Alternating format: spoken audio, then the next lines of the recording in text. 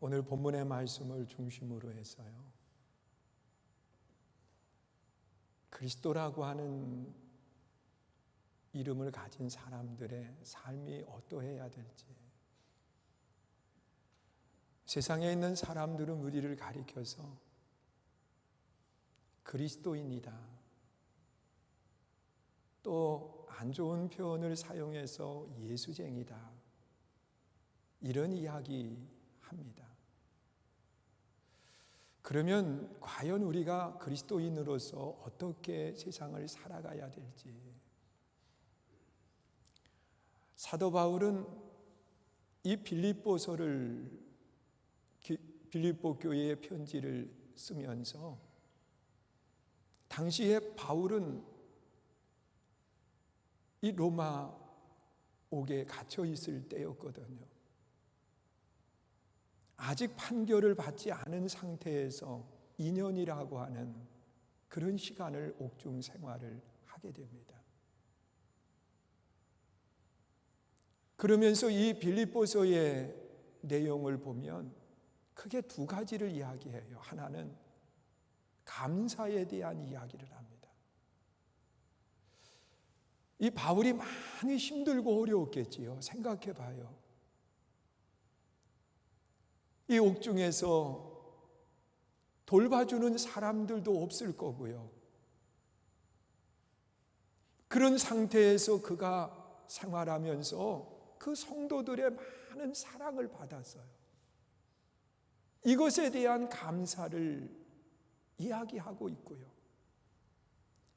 또한 이 빌립보 교회의 성도들의 삶에 있어서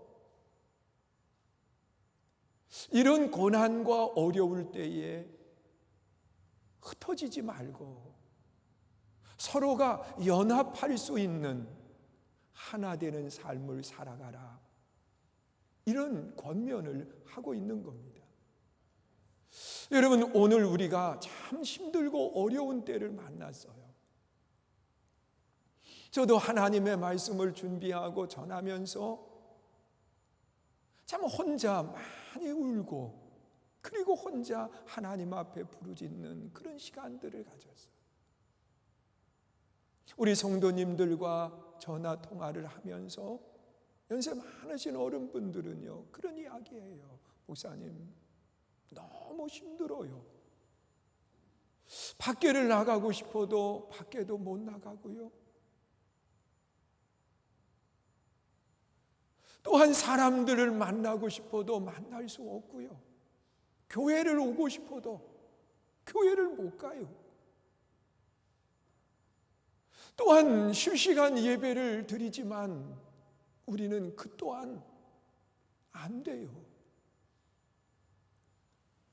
그 연세 많으신 어른분들 핸드폰은 노인폰이라고 그래서 그 인터넷을 마음껏 쓸 수도 없고, 그리고 그 지원들이 안 되는 그 핸드폰을 가지고 계시는 거예요. 그러니까 예배에도 함께 할 수 없고, 그러다 보니까 마음에 우울증이 찾아오고, 그리고 많이 힘들다는 거예요. 그 이야기를 듣는데 마음이 참 저도 힘들어서 어떻게 해야 될지, 어떻게 해야 될지. 여러분, 이러한 어렵고 힘든 때에 우리는 어떻게 살아가야 될까? 과연 그리스도인이라고 하는 말을 듣는 우리가 예수의 사람으로서 세상 속에 어떤 모습을 가지고 우리가 살아가야만 되느냐는 거예요. 여러분, 다니엘이라고 하는 사람이 바벨론 포로 생활을 하면서요, 이 나라 없는 상태에서 그가 바벨론 포로로 잡혀갔어요. 그런데 참 다행스러운 것은 그 가운데서 그래도 준수한 사람들을 뽑아서 이 바벨론에서 정책적으로 지도자로 사용을 하고 싶었던 거예요. 그래서 그 가운데 다니엘도 뽑히고 그의 친구들도 뽑혀서 이제 어떤 과정을 거치는 훈련을 받는데, 이 바벨론에서 원하는 것은 이스라엘 사람이지만 그들이 이 바벨론에서 일을 하려고 하면 바벨론화 돼야 된다는 거예요. 그래서 바벨론화 되게 하기 위해서 가장 먼저는 음식을 가지고 그들을 테스트하는 겁니다. 여러분, 이 우상에게 절한 음식들, 하나님이 그런 고기들, 그런 음식들을 제공을 하면서 이것을 먹어야 된다는 거예요. 자, 그랬을 때 성공을 위해서는 먹어야 되고 말씀을 지키기 위해서는 먹지 말아야 되는 기로 속에서 다니엘이 선택한 것은 뭐냐고 하면 하나님의 백성으로서의 길을 가야 된다. 그리고 음식을 가려서 하나님이 그만 음식을 먹지 않는 그런 모습을 보여줍니다. 그런데 나중에 보니까 하나님이 그만 음식을 먹지 않는 다니엘의 얼굴이 더 광이 나고 더 좋아졌더라, 그렇게 말씀을 해요. 또한 이 바벨론에서 이스라엘 백성들에게 요구한 것이 뭐냐? 하나님을 섬기지 말고 그리고 바벨론에서 섬기고 있는 그 신을 섬기라는 겁니다. 여러분, 다니엘과 그 친구들은 풀무불 7배나 뜨거운 풀무불 속에 던져지면서도 그들은 하나님의 사람으로서의 아름다운 모습을 버리지 않았습니다. 또한 다니엘은 하루에 3번씩 시간을 정하고, 왜? 예루살렘 성전에 갈 수 없으니까 예루살렘 성전을 향해서 하루에 3번씩 시간을 정하고 기도하는, 오늘 이 시간에도 하나님의 성전에 올라올 수 없어서 성전을 바라보면서 함께 예배하는 우리 사랑하는 많은 성도들이 계세요. 여러분, 하루에 3번씩 시간을 정하고 하나님 앞에 기도하는 것을 쉬지 않았는데 이 다니엘에게 위기가 닥친 거예요. 왕 이외에 어느 신을 섬겨도 기도를 해도 안 된다는 겁니다. 그러면서 시간을 정하고 이 시간 안에 그 일을 행하는 사람은 누구든 막론하고 사자굴 속에 던지는데, 이 다니엘은 그것을 알면서도 기도를 중단하지 않고 끊임없이 기도하는데 결국은 사자굴 속에 던져졌지만 그 가운데서도 하나님이 함께 하셨어요. 승리하는 놀라운 역사가 일어났어요. 여러분, 오늘을 살아가는 우리들이 과연 예수를 믿는 사람들로서 어떤 신앙의 삶을 살아가야 될까? 사도 바울은 오늘 본문에서 크게 3가지 이야기를 하고 있습니다. 가장 먼저는 2절에서 그렇게 말씀을 해요. 우리 한번 읽어보세요.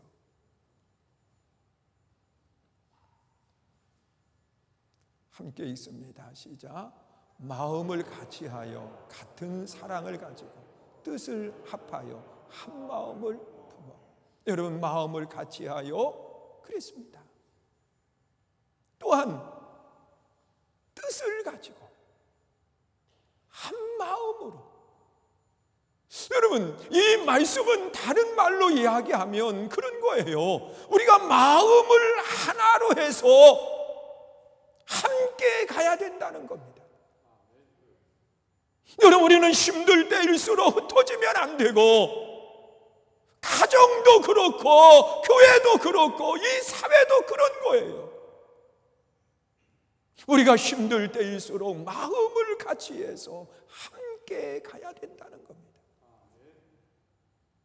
그런데 이 마음을 함께 한다고 하는 것은 과연 무엇을 이야기하는 걸까? 여러분, 사람들은 마음이 가슴에 있는 것이 아니라 마음이 생각에 있다, 그렇게 이야기를 해요. 그러면 마음이 하나 되게 하기 위해서는 생각이 같지 않으면 안 되는 거예요. 그런데 과연 이 생각이 같을 수 있을까? 한번 우리 생각해 보세요. 여러분, 부부간에도요, 오랜 시간 함께 생활을 해요. 그런데 어떠한 일들을 바라보면서 결정을 하고 행동을 할 때 보면 생각이 똑같지를 않아요. 물론 우리 성도님들은 부부간의 생각이 다 같을 수 있겠지만 저는 안 그렇더라고요. 어떠한 일을 이야기할 때 보면 제 생각하고 제 아내의 생각이 달라요. 그러면 이 생각 다른 것을 절충을 해서 함께 하려고 하다 보면 참 그게 쉽지만은 않다, 그런 생각을 가져요. 여러분, 형제 간에는 과연 생각이 같을 수 있을까요? 여러분, 최초에 형제가 있었습니다. 가인과 아벨입니다. 그런데 이 최초의 형제 가인과 아벨이 생각이 달랐어요. 그래서 나중에는 가인이 자기 동생 아벨을 돌로 쳐서 죽이고 그리고 묻어버렸어요. 여러분, 형제 간에도 생각이 달라요. 생각이 달라요.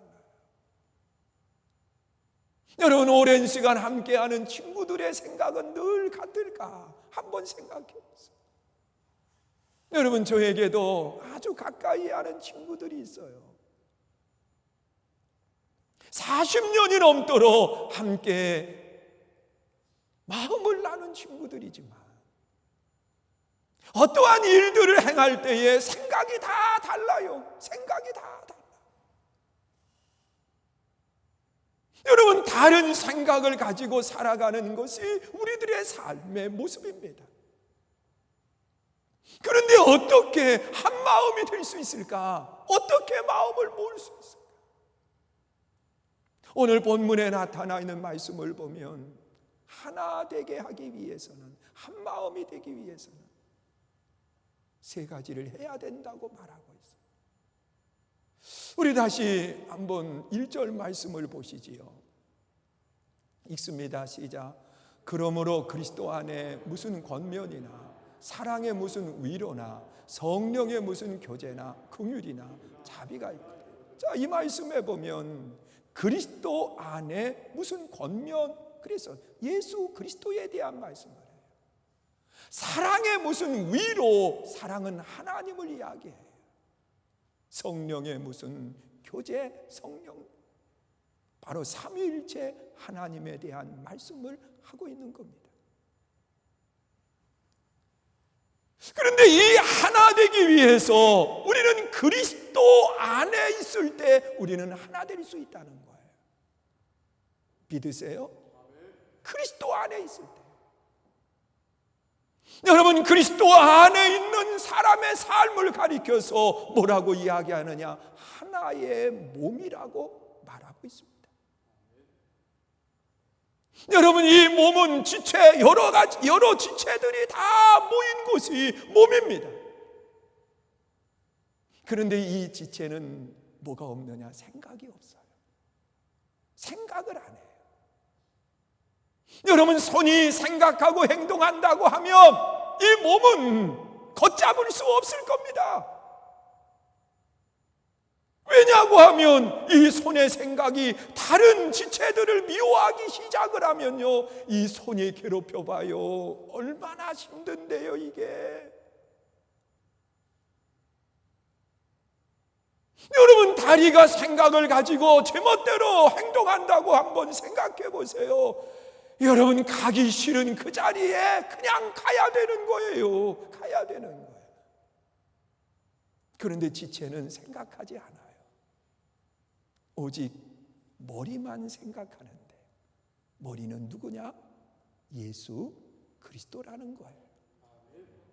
여러분, 예수 그리스도의 머리 대신 그분의 생각대로 우리는 행동하게 되고, 그분의 생각대로 우리는 말하게 되고, 그분의 생각대로 우리는 가게 되는 거예요.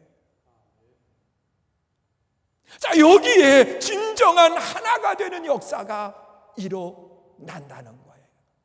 믿으십니까? 여러분, 예수 그리스도 안에 온전한 몸이 되어 있을 때 우리는 그 안에서 하나 되는 역사가 일어나는 거예요. 우리가 예수 그리스도의 생각, 예수 그리스도의 뜻대로 우리가 행동하는 삶이 될 수 있기를 주의 이름으로 축원합니다. 그리고 또한 하나됨은 사랑으로 하나 되는 겁니다. 여러분, 이 사랑이라고 하는 끈이 얼마나 참 묘한지 몰라요.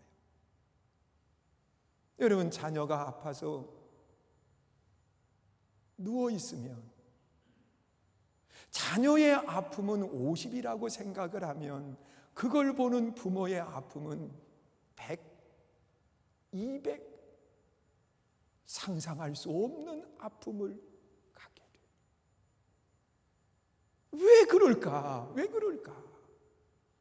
사랑이라고 하는 끈이 거기에 연결이 되어 있기 때문에 그 자녀의 아픔, 사랑하는 그 자녀의 아픔이 내 아픔으로 오는데 자녀가 아파하는 그것보다도 더 크게, 더 힘들어하는 거예요.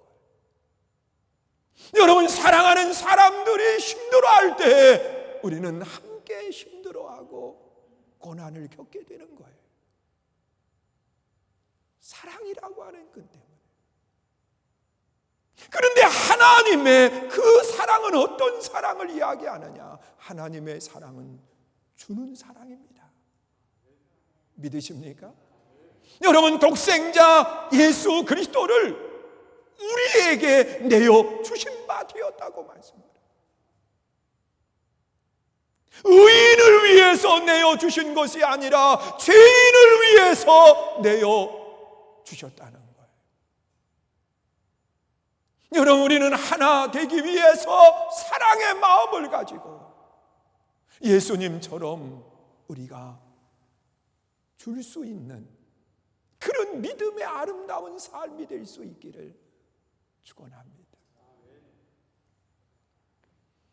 제가 죄송한 이야기 좀 할게요. 가족 얘기하면 안 된다고 그랬는데 그 강원도에 그 아이들이 있어요. 그런데 거기도 연세 많으신 어른분들이 계시기 때문에 영상으로 예배를 드려요. 그러면 교회를 못 온다는 거예요.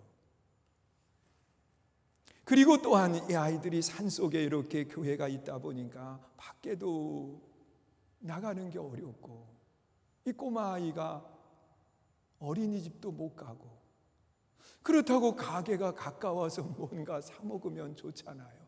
그래서 그것도 안 되고 그래가지고서는 제가 우리 둘째 아이를 불러가지고 저 아이한테 뭐 좀 먹을 것 좀 보냈으면 좋겠다. 그리고 거금 5만 원을 그 아이에게 줬어요. 그랬더니 저한테 문자가 왔어요. 아빠, 이거 보내면 되나요? 그러면서 보내왔는데 그 앙꼬라 그래나요? 이걸 보내겠다 그래서 내가 목매여서 안 된다. 어떻게 과자나 뭐 이런 걸 해야지 어떻게 그런 걸 보내냐. 그랬더니 이제 알았다고 또 자꾸 그런다 그러더니 결국은 본인이 못 찾고 그 엄마가 찾아가지고서는 보냈는데 망고를 보내준 거예요. 그랬더니 그걸 깎아가지고 살점 다 먹고 마지막 그 아이가 뼈다귀라고 그러지요, 씨앗. 그 뼈다귀를 긁고 있는 거예요. 아주 긁는데 바삭바삭 긁어요. 그러니까 그 엄마가 보고 있다가 영상 촬영을 하면서 저한테 보내주려고 이거 누가 보내줬냐 그랬더니 그 아이가 대뜸 한다는 얘기가 택배 아저씨가 보내줬어요. 그러는 거예요. 맞죠. 택배 아저씨가 보냈지요. 가지고 왔으니까. 그러니까 그 엄마가 옆에 있다. 아니야, 할아버지 고맙습니다. 인사하지 마. 근데 거기에 정신 팔려가지고서는 말을 안 하더라고요. 내 그 모습을 이렇게 보면서 우리 성도님들 지금 다 힘들어요. 어려워요. 그런데 연세 많으신 어른분들은 홀로 갇혀서 생활을 하시는데 참 힘들어하세요. 이런 때 누군가가 조그만 딸기 한 팩이라도 사랑의 마음을 담아서 보내드릴 수 있다고 하면, 여러분, 그거 내가 직접 들고 가지 않아도 택배로 그게 되더라고요. 여러분, 우리가 이런 마음을 나누는 운동을 일으키기 시작을 하면 하나가 되는 아름다운 역사가 일어나지 않을까. 여러분, 제가 전화로 함께 나누다 보니까는요, 굉장한 것이 아니더라도 그냥 따뜻한 말 한마디라도 우리가 나눌 수 있다고 하면 거기에 놀라운 기적들이 일어나게 된다는 거예요. 여러분, 우리는 많은 것, 또한 굉장히 큰 것, 이런 것들만 생각하는 나눔이 아니라 사랑의 마음만 담겨 있으면 그것이 무엇인들 상관없어요. 여러분, 우리가 어찌 사랑을 준다고 해서 예수님의, 하나님의 사랑만큼 우리가 할 수 있겠어요? 독생자 예수님을 내어주는 그 사랑만큼 어떻게 하겠어요? 여러분, 사랑은 주는 거더라고요. 또한 사랑은 기다려주는 거예요. 하나님의 사랑은 기다리는 사랑. 천년이 하루같이, 하루가 천년같이 기다려주시는 그 사랑을 하나님의 사랑이라고 말하고 있어요. 오늘 우리가 사랑으로 하나 되는 아름다운 역사가 있기를 주의 이름으로 축원합니다. 또한 하나됨이라고 하는 것은요, 질서가 정확하게 지켜질 때 하나가 되는 거예요. 여러분, 이 질서가 지켜지지 않으면 더 이상 하나 되지는 못합니다. 여러분, 가정에서도 하나가 되려고 하면 가정의 질서가 잘 지켜질 때 가정이 하나가 되는 거예요. 여러분, 교회가 하나 되는 것도 이 지켜져야 되는 질서가 하나가 지켜질 때 하나가 되는 겁니다. 여러분, 에덴 동산이 왜 행복했습니까? 에덴 동산이 왜 기쁨이 있습니까? 거기에는 지켜져야 되는 질서들이 정확히 지켜졌습니다. 여러분, 아담은 하나님 위에 서려고 하지 않았습니다. 하나님의 말씀하신 것을 받아서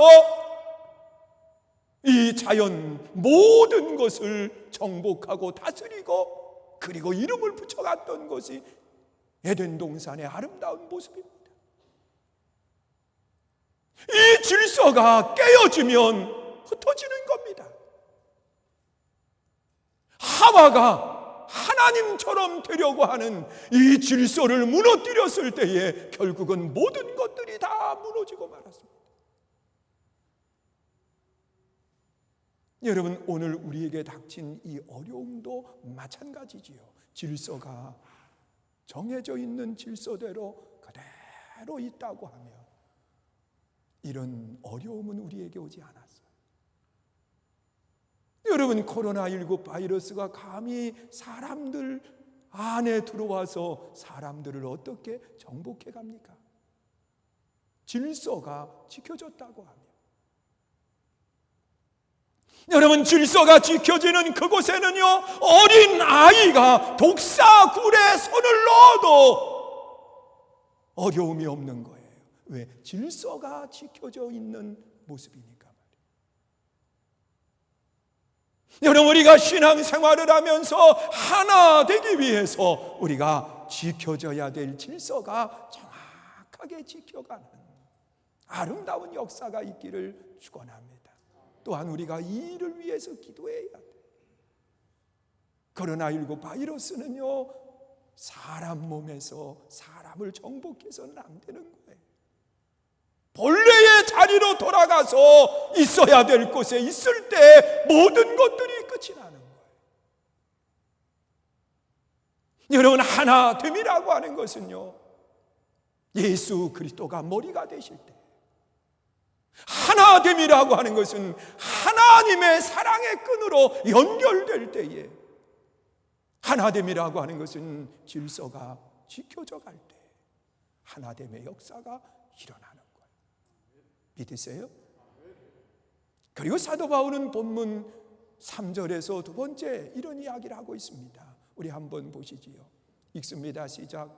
아무 일에든지 다툼이나 허용으로 하지 말고 오직 겸손한 마음으로 각각 자기보다 남을 낮게 여기고. 여러분, 우리가 힘들 때일수록 다툼이나 허용이 있으면 안 돼요. 여러분, 다툼이라고 하는 것은 상대를 나보다 낮게 표현을 잘해야 되는데, 나보다 낮게 여기면 그때서부터 다툼이 일어나지만 나보다 낮게 여기면 다툼은 끝나는 거예요. 여러분, 상대를 높이기 시작하면 더 이상 다툼은 일어날 수 없어요. 여러분, 우리가 힘들 때일수록 우리는 서로를 나보다 밑으로 생각하고 그에게 안 좋은 이야기를 하면 안 돼요. 여러분, 어떤 모습 속에서도 마찬가지인 거예요. 저는 우리 성도님들하고 대화를 나누면서 하나님의 성전에서 예배하는 성도들도 아픔이 있겠지만은요, 하나님의 성전에 올라오지 못하는 그분들에게 더 큰 아픔이 있는 것을 보았습니다. 목사님, 언제쯤 교회 가서 예배드릴 수? 그러면서 정말 하나님의 성전에 올라오지 못하는 그 아픈 마음을 가지고 있어요.